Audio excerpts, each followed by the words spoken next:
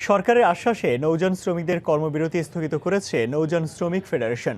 গতরাতে বৈঠকে এই সিদ্ধান্ত জানান 11 দফা দাবিতে আন্দোলনরত শ্রমিক সংগঠনের নেতারা। শ্রমিকদের দাবি ৪৫ দিনের মধ্যে মেনে নেওয়ার আশ্বাস দিয়েছে মন্ত্রণালয়। এর মধ্যে সব ধরনের নৌ চলাচল শুরু হয়েছে।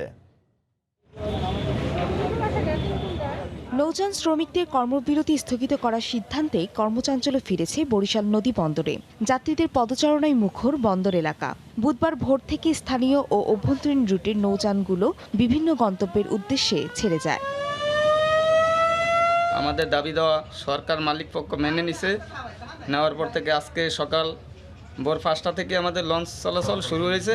এর আগে শ্রমিকদের ভাতা পুনর্নির্ধারণ, কর্মস্থলে নিহত শ্রমিকদের ক্ষতিপূরণ, চাঁদাবাজি বন্ধ সহ 11 দফা দাবিতে বাংলাদেশ নৌযান শ্রমিক ফেডারেশনের নেতৃত্বে সোমবার মধ্যরাত থেকে কর্মবিরতি শুরু করে 8টি সংগঠন।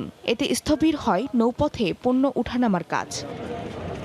এ অবস্থায় শ্রম অধিদপ্তরে মঙ্গলবার বিকেল থেকে বৈঠকে বসেন মালিক, শ্রমিক ও সরকার পক্ষ। দীর্ঘ আলোচনার পর মধ্যরাতে ধর্মঘট স্থগিতের ঘোষণা দেওয়া হয়।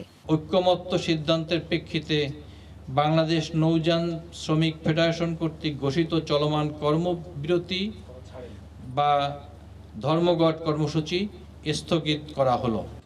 নৌশিল্পের উন্নয়নে মালিক ও শ্রমিক উভয় পক্ষের সহযোগিতা চেয়েছেন শ্রম প্রতিমন্ত্রী। দেশকে এগিয়ে নিয়ে যাওয়ার যে পরিকল্পনা জননেত্রী শেখ হাসিনার নেতৃত্বে, এই পরিকল্পনাকে আমরা সকলে ঐক্যবদ্ধ হয়ে আমরা বাস্তবায়ন করব। এর আগেও একই দাবিতে বেশ কয়েকবার কর্মবিরতি পালন করেছে বাংলাদেশ নৌযান শ্রমিক ফেডারেশন। ফারিয়া ফারজানা, সময় সংবাদ।